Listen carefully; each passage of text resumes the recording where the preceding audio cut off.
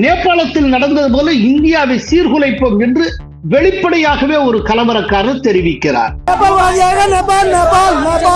இன்னொரு பெண் சொல்லுகிறார், மோடி ராஜினாமா செய்ய மாட்டார், அவரை போட்டு தள்ள வேண்டும் என்கிறார். जब तक मोदी है मुझे तो नहीं लगता तब तक मिलेगा. मैं तो चाहती हूँ मोदी को भी गोली मार दो, सही में मैं तो मार भी दूँ. இந்த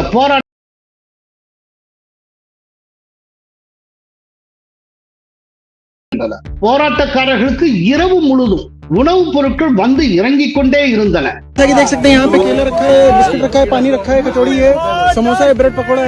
ஒரு லாரி நிறைய கற்களை கொண்டு வந்து தாக்க திட்டமிட்டனர். இதை சில சமூக ஊடக ஆர்வலர்கள் கண்டறிந்து அம்பலப்படுத்தினர். போராட்டக்காரர்களுக்கு எங்கிருந்த உருட்டுக்கட்டைகள் வந்து குவிந்தன.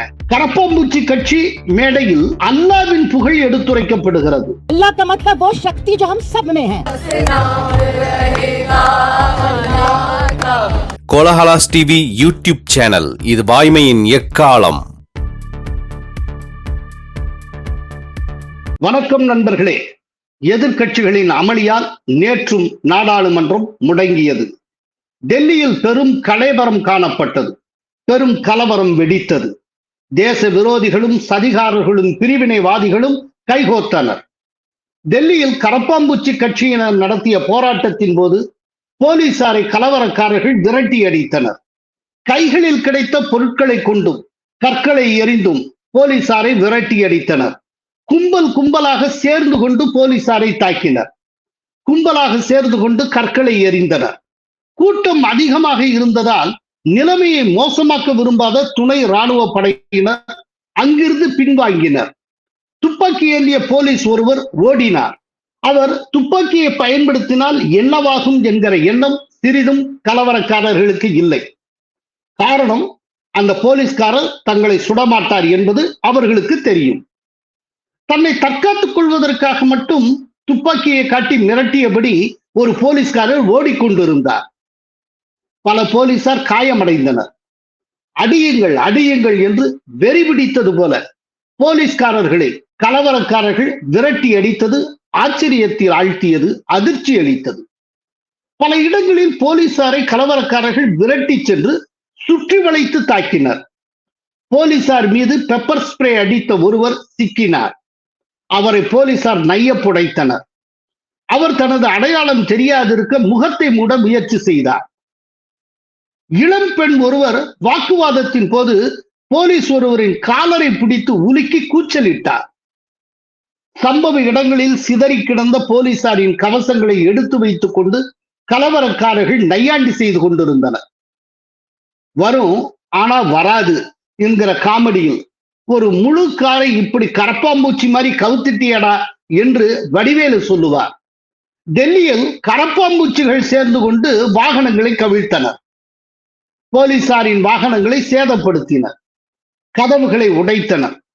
கண்ணாடிகளை உடைத்தனர். வாகனங்கள் மீது ஏறி நின்று கொண்டு குதித்தனர். வாகனங்களை கற்களால் அடித்து கலவரத்தில் ஈடுபட்டனர். பல்வேறு இடங்களில் வாகனங்களையும் பொது சொத்துகளையும் சேதப்படுத்தினர். Petrol bunk, ஆட்டோக்களை சேதப்படுத்தினர். சாலையில் அலங்காரத்துக்காக வைக்கப்பட்டிருந்த பூந்தொட்டிகளை சாலையில் இழுத்து வந்து போட்டு துவம்சம் செய்தனர். கலவரக்காரர் ஒருவர் அடிபட்டது போல பரிதாபமாக போட்டோகிராஃபர்களுக்கு போஸ் கொடுத்து கொண்டிருந்தார். சாலையில் சென்ற கார்களை பின்னால் விரட்டி சென்று கண்ணாடிகளை உடைத்து பொதுமக்களை அச்சுறுத்தினர். கலவரக்காரர்கள் ஜந்தர் மந்தர் பகுதியில் உள்ள சுவர்களை பெயர்த்தும் தரையில் உள்ள கான்கிரீட்டுகளை பெயர்த்தெடுத்தும் போலீசாரை தாக்கினர். அதைவிட பயங்கரம், ஒரு லாரி நிறைய கற்களை கொண்டு வந்து தாக்க திட்டமிட்டனர். இதை சில சமூக ஊடக ஆர்வலர்கள் கண்டறிந்து அம்பலப்படுத்தினர். போராட்டக்காரர்களுக்கு எங்கிருந்த உருட்டுக்கட்டைகள் வந்து குவிந்தன. பல்வேறு இடங்களில் பத்திரிகையாளர்கள் தாக்கப்பட்டனர். பெண் பத்திரிகையாளர்கள் தவறாக நடத்தப்பட்டனர். Times Now journalist Dev Kotak ஒரு கும்பலால் மிக கடுமையாக தாக்கப்பட்டார். அவரது செல்போன், கை கடிகாரம், மூக்கு கண்ணாடி பறிபோயின. मोबाइल, घड़ी, चश्मा सब छीन लिया। और ये फाड़ दिया। कंप्लेंट किया आपने इसमें? हाँ, पार्लियामेंट स्ट्रीट पुलिस स्टेशन में एक रिटन कंप्लेंट दी है। பல்வேறு இடங்களில் பத்திரிகையாளர்களை போலீசார் பத்திரமாக மீட்டுச் சென்றனர். போராட்டக்காரர்களுக்கு இரவு முழுதும் உணவுப் பொருட்கள் வந்து இறங்கிக் கொண்டே இருந்தன. கச்சோரி, சமோசா, பிஸ்கட், குடிநீர், பீஸா, சோலா பட்டூரா, பர்கர், சிக்கன் லாலிபாப் என உணவு படையலை போராட்டக்காரர்கள் மேய்ந்து கொண்டிருந்தனர். देख सकते हैं यहाँ पे केला रखा है, बिस्किट रखा है, पानी रखा है, कचौड़ी है, समोसा है, ब्रेड पकौड़ा है, जो कि ये कांग्रेस जनता पार्टी द्वारा वितरित किया जा रहा है। और यहाँ पे देख सकते हैं बहुत भीड़ आई हुई है, तो कृपया करके अपने घर से खा के आइए, क्योंकि यहाँ पे खाने के लोग बहुत ज्यादा है। आप देख सकते हैं अंदर भी थोड़ा डिसिप्लिन होना चाहिए ना।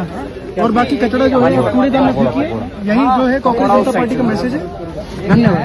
दिल्ली, पूरा दिल्ली साथ आ गया है, पिज्जा है, हर चीज है अब बच्चों के लिए। आप ये देखिए आप, तो आप सोच सकते हैं पूरा देश इस समय समर्थन में आ गया है। आप विदेशों में भी देख रहे होंगे किस तरीके से प्रोटेस्ट चालू हुए हैं, कल जो आंदोलन हुआ है उसको लेकर। ஒரு இஸ்லாமியர் தீப்பெட்டியை உரசி வாகனத்தின் பெட்ரோல் டேங்கில் போட்டு தீ வைக்க முயற்சி செய்கிறார். சுற்றி நின்று கொண்டிருந்த கூட்டம் அவருக்கு ஆதரவாக இருக்கிறது. தடுக்க வந்த போலீஸை அவர் தள்ளி நிற்க சொல்லி எச்சரிக்கிறார். நீட் தேர்வுத்தாள் கசிவுக்கு எதிரான போராட்டம் என்று கூறியவர்கள் அரசமைப்பு சாசன பிரிவு 370 நீக்கத்தை திரும்ப பெற வேண்டும் என வலியுறுத்தி பேசுகின்றனர். இதிலிருந்தே இவர்கள் யார் என்பதை நாம் அறிந்து கொள்ளலாம்.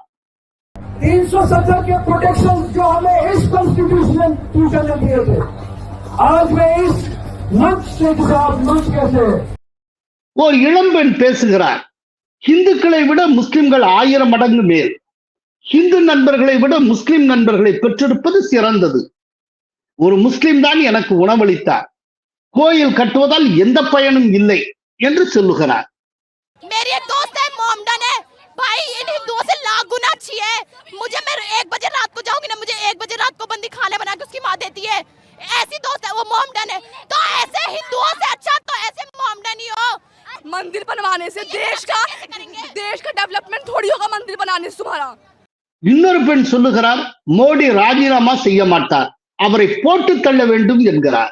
क्या लगता है कि इस्तीफा मिलेगा, रेजिग्नेशन देंगे धर्मेंद्र प्रधान या नहीं? ऑनेस्टली जब तक मोदी है मुझे तो नहीं लगता तब तक मिलेगा। मैं तो चाहती हूँ मोदी को भी गोली मार दो, सही में मैं तो मार भी दूंगी। मतलब आप प्राइम मिनिस्टर के लिए ऐसी बात बोल रहे हो, मोदी को गोली मार, कुछ हुआ भी है? नहीं आप जो बोल रहे हो आपको उसकी अकाउंटेबिलिटी लेनी पड़ती है। ओ मैं तो ले लूंगी, वो लेते हैं। आपने ये देखो उन्हें कितना கரப்பாம்பூச்சி கட்சி மேடையில் அல்லாவின் புகழ் எடுத்துரைக்கப்படுகிறது. अल्लाह का मतलब वो शक्ति जो हम सब में है, बस नाम रहेगा अल्लाह का। கூட்டத்தில் பங்கேற்ற பெண்கள் அல்லாவை புகழ்ந்து பாடுகின்றனர். இளம்பெண் ஒருவர் பேசும்போது முஸ்லிம் ஒருவர் பிரதமராக இருந்தபோது இது போன்ற கலவரங்கள் நடைபெறவில்லை என்கிறார்.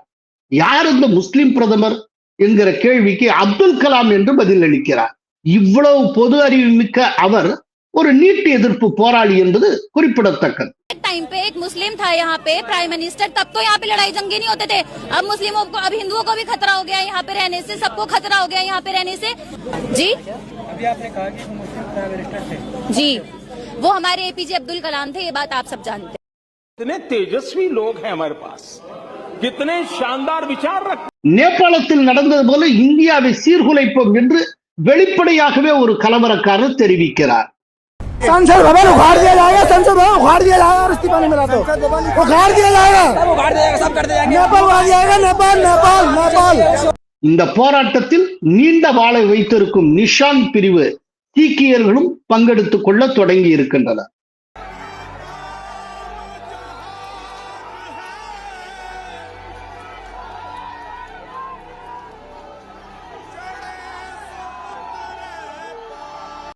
இதன் மூலம் காலிஸ்தான் பிரிவினைவாதிகளின் ஊடுருவலை நேருக்கு நேர் நாம் பார்க்க முடிகிறது. இந்த போராட்டத்தில் தெரியாத்தனமாக வந்து மாட்டிக்கொண்ட ஒருவர் தனது பதிவில் என்ன கூறியிருந்தார் என்பதை பார்ப்போம். இது முற்றிலும் மாறுபட்ட இடமாக இருக்கிறது.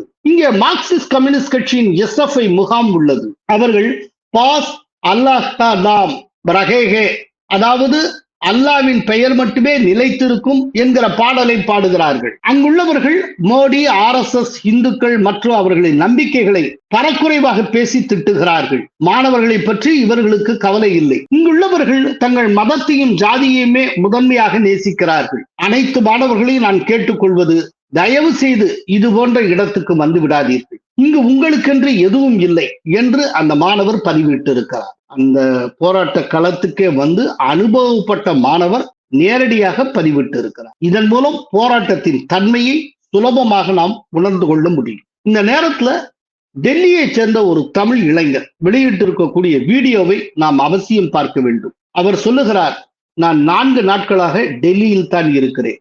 கலவரம் நடக்கும் போது பக்கத்தில் தான் இருந்தேன். கலவரத்தில் பங்கேற்றவர்கள் சாதாரண மாணவர்கள் கிடையாது, பல்வேறு கட்சிகளின் மாணவர் அமைப்பை சார்ந்தவர்கள். நான் கடந்த 4 நாளா டெல்லியில தான் இருக்கேன். நேற்று கலவரம் நடக்கும்போது பக்கத்துல தான் இருந்தேன்.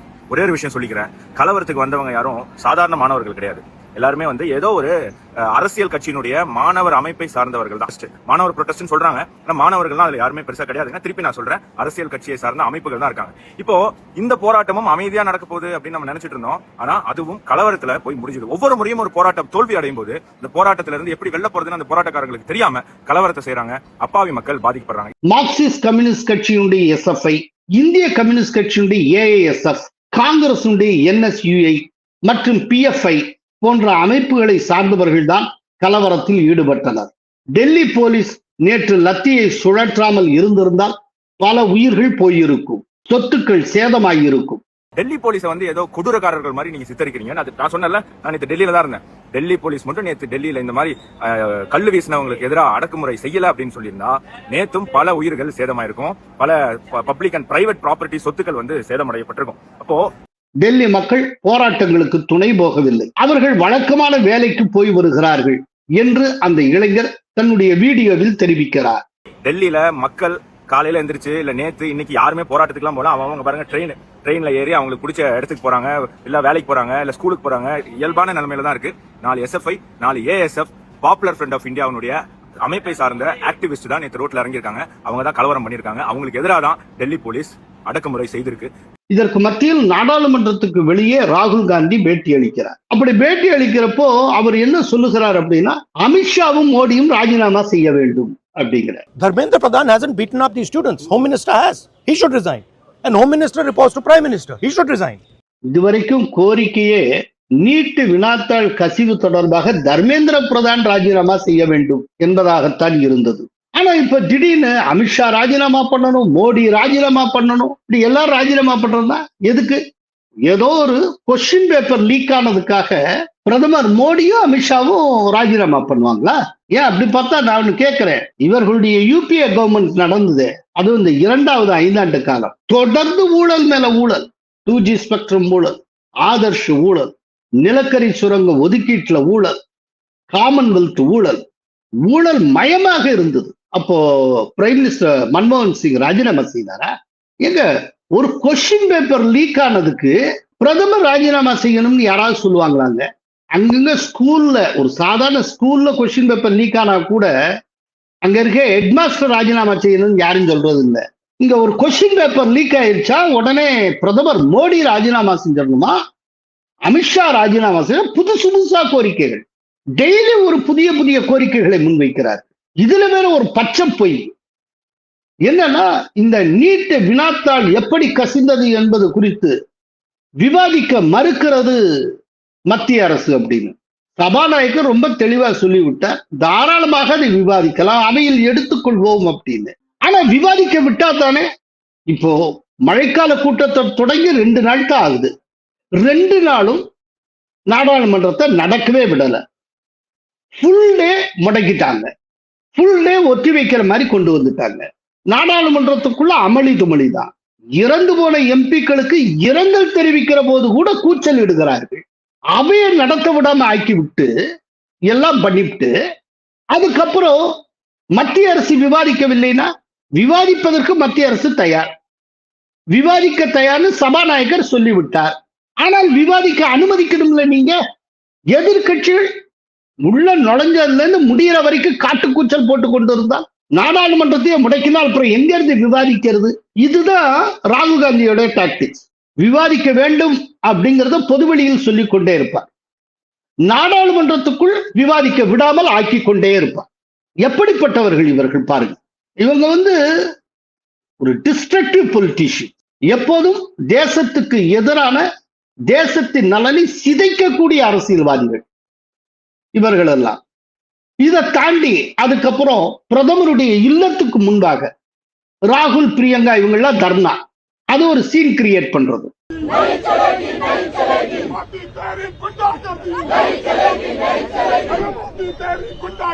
ஹோம் செக்ரட்டரி, அதுக்கப்புறம் மத்திய அமைச்சர் ஜிதேந்திர சிங் எல்லாரும் ராகுல் காந்தி போய் பார்த்து, தயவு செய்து ஐயா இந்த போராட்டத்தை கைவிடுங்க, தர்ணாவை கைவிடுங்க அப்படின்னு கெஞ்ச உடனே அதுக்கு ராகுல் காந்தி அதெல்லாம் முடியாது, நான் தர்ணாவை கைவிட மாட்டேன், என்னுடைய போராட்டம் தொடரும் அப்படின்னு அவரை ஏதோ இப்ப திடீர்னு வீரம் வந்த மாதிரி பேச, அதுக்கப்புறம் ஜிதேந்திர சிங் செய்தியாளர்கள்ட்ட ரொம்ப பரிதாபமா சொல்றார். அப்ப அவர் என்ன சொன்னாருங்கிறத பார்ப்போம். நீட்டு வினாத்தாள் கசிவு உள்ளிட்ட விவகாரங்கள் குறித்து நாடாளுமன்றத்தில் விவாதம் நடத்த அனுமதிக்க வேண்டும் என்று ராகுல் காந்தி முதலில் கோரிக்கை விடுத்தார். இப்போது திடீரென மத்திய கல்வி அமைச்சர் தர்மேந்திர பிரதான் ராஜினாமா செய்ய வேண்டும் என்கிறார். இது அவர் வகிக்கும் எதிர்க்கட்சி தலைவர் பதவிக்கு உகந்ததல்ல.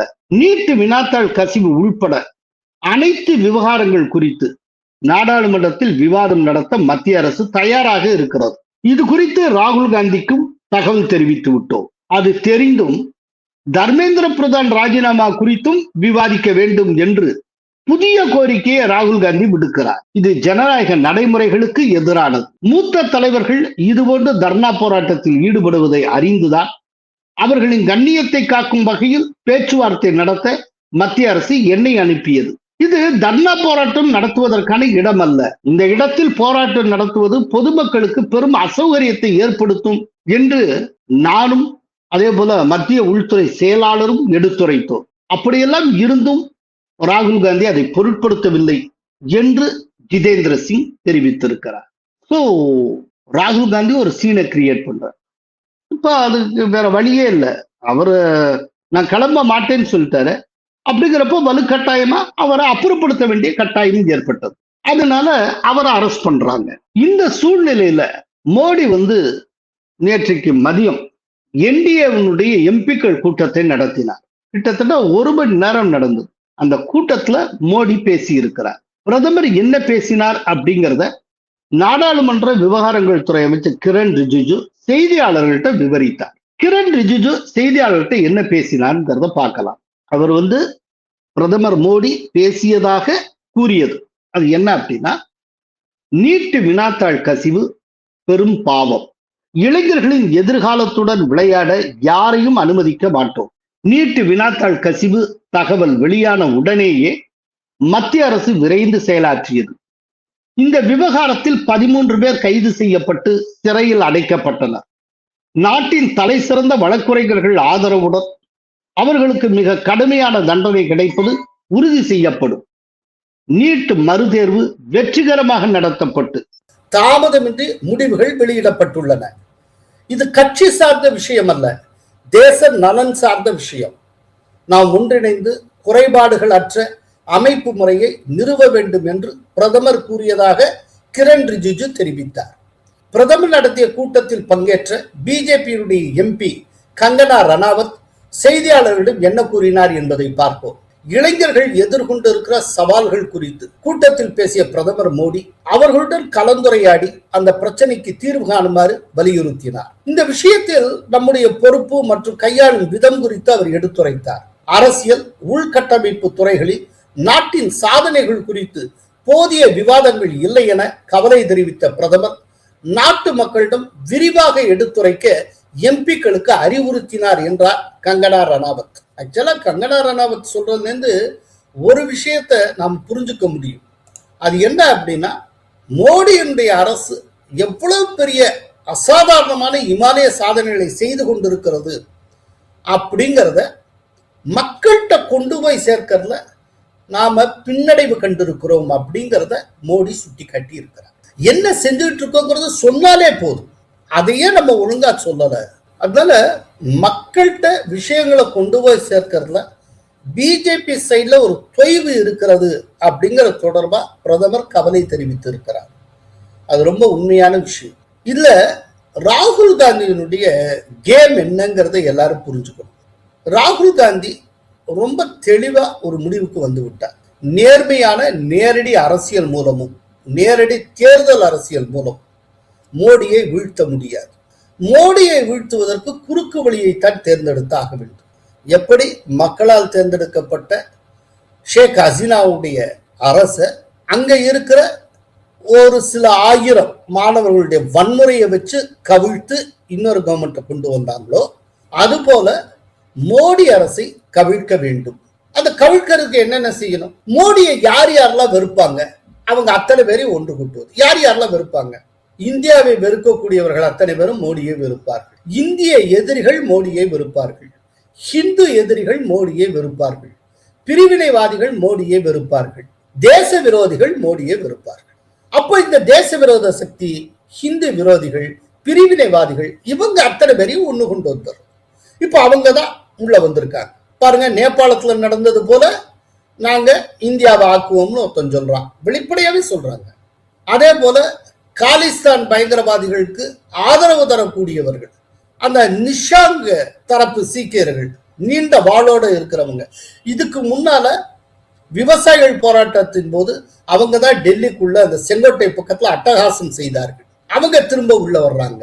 ரொம்ப வெளிப்படையா பிரிவினைவாதிகள் உள்ள கலக்க ஆரம்பிச்சிட்டாங்க.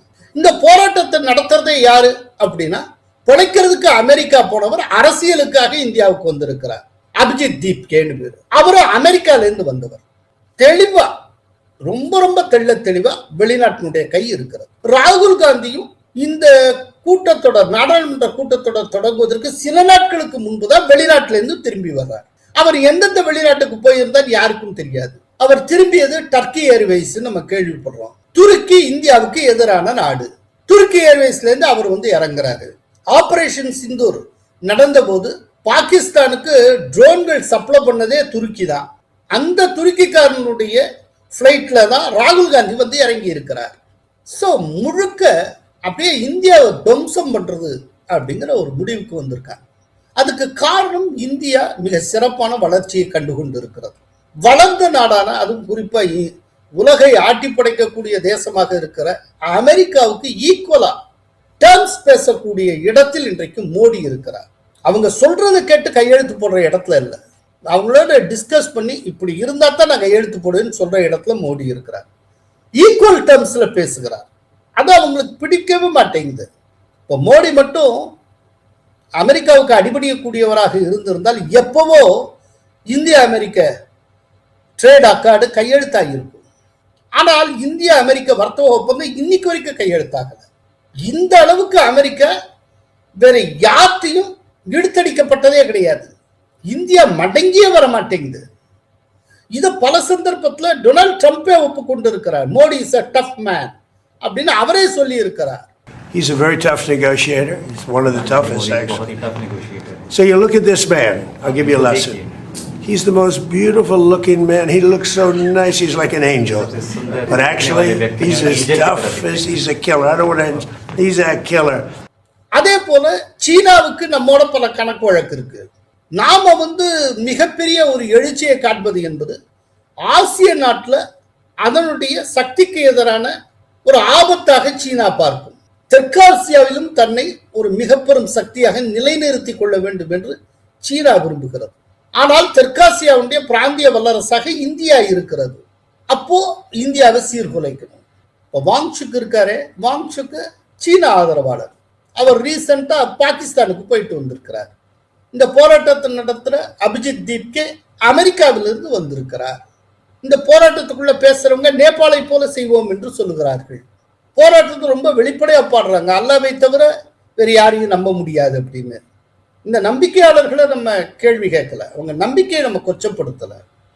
ஆனால் ஒரு போராட்டத்தின் மத்தியில இந்த விதமான பாடல் பாடப்படுகிறதுனா அந்த போராட்டக்காரர்களை என்ன உணர்த்த விரும்புகிறார்கள் அப்படிங்கிறதா முக்கியம். ஸோ இதுக்கு முன்னால் நடந்த இந்த விவசாயிகள் போராட்டம், அதே போல பாப்புலர் ஃப்ரண்ட் ஆஃப் இந்தியா முன்னெடுத்த ஷாகின் பாக் அந்த போராட்டங்கள், இந்த குடியுரிமை சட்ட திருத்தத்துக்கு எதிரான போராட்டங்கள், அது போலவே இதுவும் இந்திய விரோதிகளால் நடத்தப்படுகிற போராட்டம் என்பது தெள்ளத் தெளிவாக புலப்பட தொடங்கி இருக்கிறது.